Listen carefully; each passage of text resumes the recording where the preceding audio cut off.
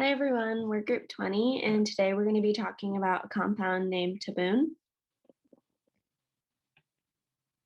To start off, just a little bit of background on this compound. So Tabun is a man-made chemical warfare agent that affects mainly the nervous system. It was one of the first nerve agents of its kind as it's fast-acting and toxic and can affect someone only seconds after exposure. Additionally, it has a clear, colorless appearance and little to no odor. The name comes from the German word for taboo, as its discovery was pretty controversial for the time period, which was around World War II. And Jonathan will be going into a little bit more detail on that later in the video. Now, Tabun is known as a G agent, and some of the other G agents, which include sarin, samon, and cyclosarin, are shown in the picture below. So this is just an overview of the chemical formula and the structure of Tabun. So it's known also as ethyl dimethylaminocyanophosphate. And despite the name, as you can see on the right, it isn't a super complex molecule and therefore had the potential to be produced in large quantities, which was part of its appeal during World War II. So now I'm going to be talking about how Tabun was actually discovered. So it was originally developed as a pesticide or an insecticide by Dr. Gerhard Schrader. And this occurred around 1936, so just a few years prior to the war. And his original intent was to end world hunger. However, he created something that had the potential to cause a lot more damage. It's also known as GA. So now for how Tabun actually works. So exposure can occur in a few different ways. So if it's in liquid form, skin and eye exposure are the most common, and it can also be used to contaminate food or drinks. Tabun is also synthesized in gaseous form, so it can be inhaled or released into a target area.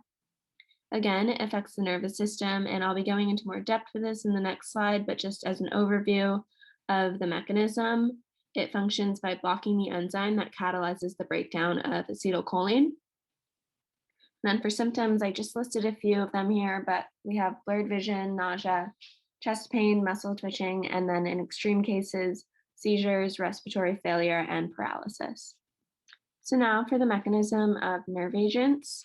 So the graphic here shows the normal function of nerve endings versus their function when affected by Tabun.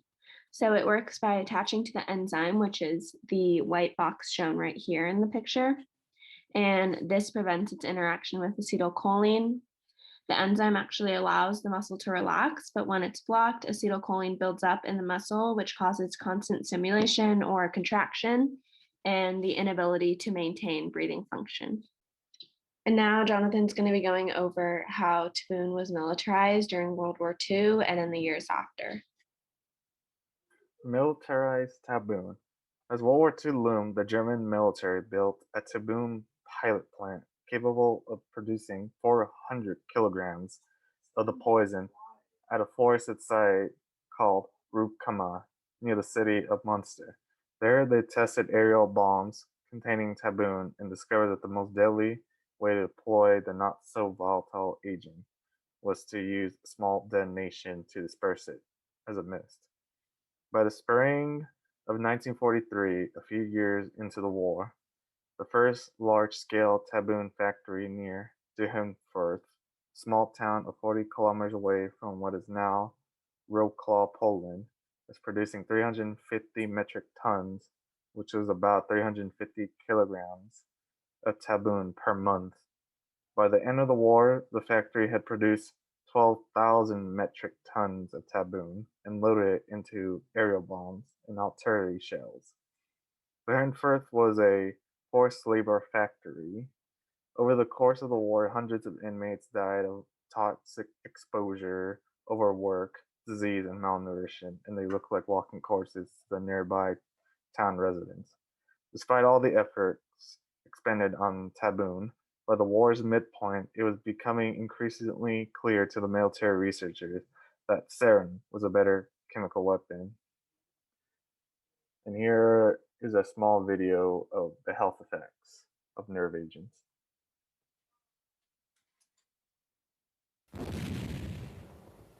Here's what happens when a soldier has been exposed to a nerve agent. This soldier doesn't know it yet. but the artillery rounds that have been exploding upwind contained nerve agent.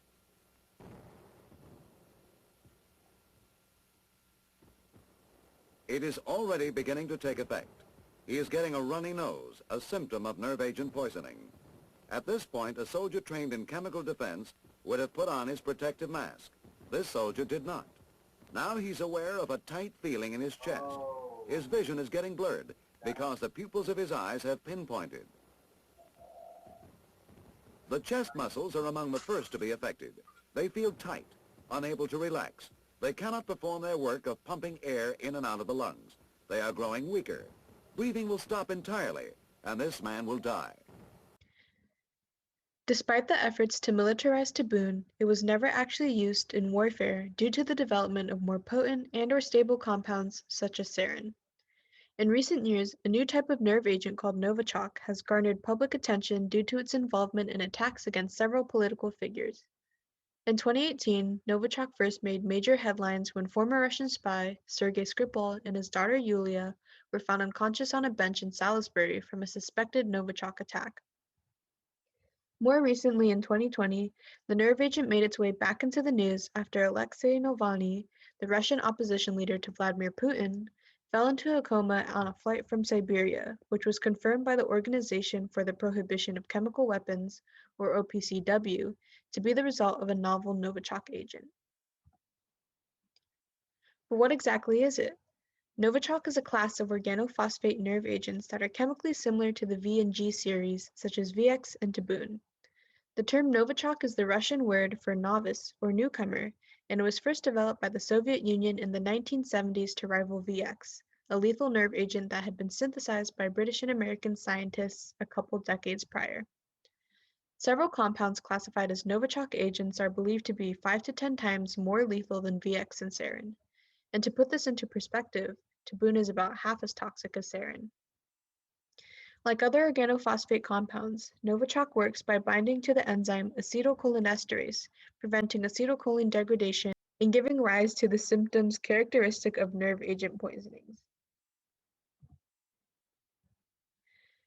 Because Novichok agents were developed under a top-secret program by the Soviet Union, many aspects of these compounds remain a mystery, with crucial information being sourced from Russian dissidents.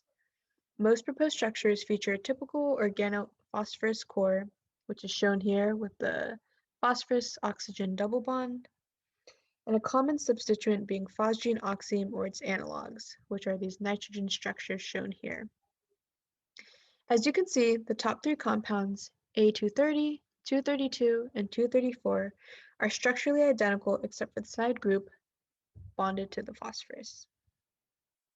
These three are the proposed structures by Vil Mirzayanov, the Russian scientist that became the whistleblower for Novichok's existence, and they are the three deadliest forms of Novichok currently known.